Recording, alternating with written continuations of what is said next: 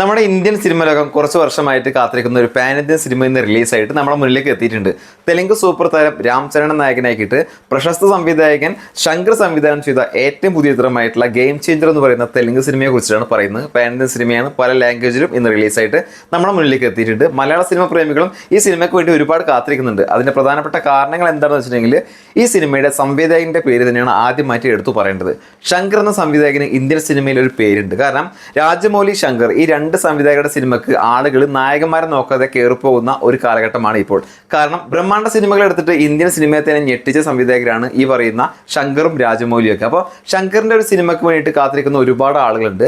ഇപ്പോൾ ശങ്കറിന്റെ പേര് കുറച്ച് പിറകോട്ടാണ്. അതുകൊണ്ട് തന്നെ ശങ്കറിന് മുന്നിലേക്ക് വരാനുള്ള ഒരു അവസരമായിട്ട് സിനിമയെ കണക്കാക്കണം. അതുകൊണ്ട് തന്നെ ശങ്കർ മാക്സിമം ഈ സിനിമ വേറെ ലെവലായിട്ടായിരിക്കും നമ്മുടെ മുന്നിലേക്ക് അവതരിപ്പിക്കുക. പിന്നെ രണ്ടാമതായിട്ട് എടുത്തു പറയാനുള്ളത് സിനിമയിലെ നായകനായിട്ടുള്ള നമ്മുടെ രാം ചരണൻ തന്നെയാണ്. ഒരു കാലത്ത് തെന്നിന്ത്യയിലെ യുവാക്കളെ മൊത്തം ഹരകൊള്ളിച്ച് വളരെ പെട്ടെന്ന് തന്നെ സൂപ്പർ താര പദവിയിലേക്ക് എത്തിയ ഒരു നടനാണ് രാം ചരൺ. രാം ചരനെ കുറിച്ച് പറയുകയാണെങ്കിൽ ഒരു കാലത്ത് വൻ വിജയങ്ങൾ സമ്മാനിച്ച രാം ചരണ് കുറച്ച് വർഷങ്ങളായിട്ട് പരാജയ സിനിമകളാണ് വരുന്നത്. അതുകൊണ്ട് തന്നെ സൂപ്പർ താര പദവി കൈവിട്ടു പോകാൻ നിൽക്കുന്ന ഈ ഒരു സമയത്ത് എന്തായാലും ആ ഒരു പദവി തിരിച്ചെടുക്കാൻ ഈ സിനിമ സഹായിക്കുമെന്നുള്ളത് തന്നെയാണ് സിനിമാ ലോകം കാത്തിരിക്കുന്നതിന്റെ പ്രധാനപ്പെട്ട കാരണം എന്ന് പറയുന്നത്. എന്തായാലും രാം ചരണിന്റെ ഈ ഒരു തിരിച്ചുവരവ് ഗംഭീരമാക്കാൻ രാം ചരൺ ഈ സിനിമയിൽ 3 റോളാണ് എത്തുന്നത്.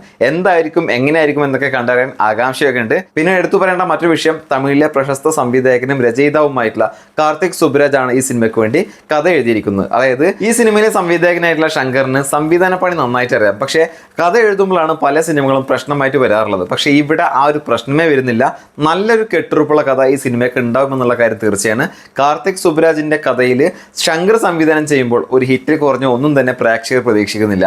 അതുകൊണ്ട് തന്നെ കാർത്തിക് സുബ്രാജിന്റെ പേരിലും ഈ സിനിമയ്ക്ക് ആളുകൾ കയറാൻ ഏറെ ചാൻസ് ഉണ്ട്. പിന്നെ എടുത്തു പറയേണ്ട മറ്റൊരു വിഷയം, ഇതൊരു സാധാരണ രാം ചരൺ സിനിമയല്ല, ഇതൊരു ബ്രഹ്മാണ്ഡ സിനിമയാണ്. ഏകദേശം 400-ലധികം കോടി മുടക്കിയിട്ട് ബ്രഹ്മാണ്ഡ സംവിധായകൻ ശങ്കർ അണിയിച്ചൊരുക്കുന്ന സിനിമയാണ്. കാണാനുള്ളതും അതുപോലെ തന്നെ ഞെട്ടാനുള്ളതും കാര്യങ്ങളൊക്കെ ഈ സിനിമയിലുണ്ടാവും. ഈ ശങ്കറിന്റെ പ്രത്യേകത എന്ന് പറഞ്ഞു കഴിഞ്ഞാൽ ഒരു തരത്തിലും ഒരു വിട്ടുവീഴ്ചയ്ക്കും ശങ്കർ തയ്യാറല്ല. ഏകദേശം ഈ സിനിമയിൽ 5ഓളം പാട്ടുകളുണ്ട്. ആ പാട്ടുകൾക്ക് മാത്രം 75 കോടി മുടക്കി എന്നാണ് പറയുന്നത്. അതായത് ഒരൊറ്റ പാട്ടിന് വേണ്ടിയിട്ട് 7 മഹാത്ഭുതം കാണിച്ച് ഞെട്ടിച്ചിട്ടുള്ള ഒരു സംവിധായകനാണ് ശങ്കർ.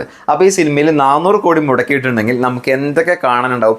അതുകൊണ്ട് തന്നെ ഇതുപോലെയുള്ള ബ്രഹ്മാണ്ഡ സിനിമകൾ തിയേറ്ററിൽ പോയിട്ട് കാണണമെന്ന് കരുതിയിരിക്കുന്ന ഒരു പ്രത്യേക വിഭാഗം ആളുകളുണ്ട്. അതായത് തിയേറ്റർ എക്സ്പീരിയൻസ് ചെയ്യാൻ പറ്റുന്ന സിനിമകൾ എന്തായാലും കണ്ടേ പറ്റൂ എന്നുള്ള ഒരു വിഭാഗം. ആ വിഭാഗം കൂടി ഈ സിനിമയ്ക്ക് വേണ്ടി കാത്തിരിക്കുന്നുണ്ട്. അതുകൊണ്ട് തന്നെ ഒരുപാട് ആളുകൾ ആ പേരിലും ഈ സിനിമയ്ക്ക് വേണ്ടി കാത്തിരിക്കുന്നുണ്ട്. ഈ കാരണങ്ങൾ കൊണ്ട് തന്നെ ഈ സിനിമ വലിയ ഹിറ്റാകാനുള്ള ചാൻസ് കൂടുതലാണ്. പിന്നെ നമ്മളെ മലയാളത്തിൽ ജയറാമൊക്കെ സിനിമയിൽ വലിയ ശക്തമായിട്ടുള്ള കഥാപാത്രമായിട്ട് നമ്മുടെ മുന്നിലേക്ക് വരുന്നുണ്ട്.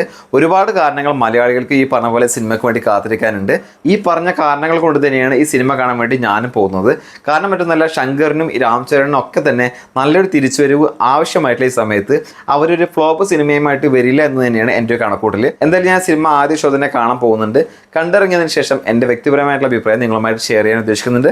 സിനിമയുടെ റിവ്യൂ അറിയാൻ താല്പര്യമുണ്ടെങ്കിൽ ചാനൽ നോട്ട് ചെയ്ത് വെക്കുക.